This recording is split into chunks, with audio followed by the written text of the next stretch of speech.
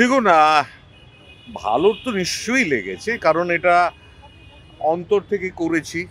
এক, আমার কাছে দেখুন এই পুরো ব্যাপারটা কুমোরটুলির সম্বন্ধে যে কবিতাটা বা গল্পটা যেটা হলো, আমরা তো প্রত্যেক বছর যাই দুর্গাপুজো, কালী পুজো, আমি ঠাকুর আনতে যাই। তখন মনে হয় এই লোকগুলো কেমন আছে, তাদের গল্পটা কি। আমার সাথে কতক্ষণের দেখা, ৮ ঘন্টার দেখা, আর টাকা দিয়ে আমি ঠাকুরটা নিয়ে চলে এলাম।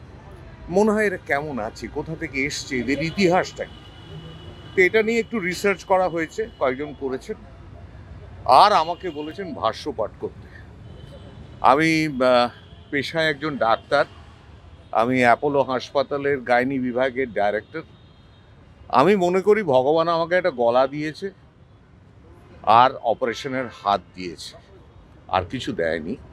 চেহারাটা একটু ভালো হলে হয়তো উত্তম কুমারের সাথে পাল্লা দিতাম এক সময়, কিন্তু সেটা যাই হোক। কিন্তু এটা খুব ভালো কাজ হয়েছে।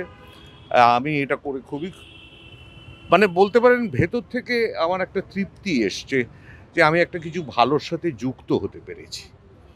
এবং এইটা যদি আপনাদের মাধ্যমে, মানুষের মাধ্যমে আরও লোকের অ্যাপ্রিসিয়েশন পায়, তাদের ভালোবাসা পায়, তাহলে জানবো আমাদের কাজটা সার্থক হয়েছে।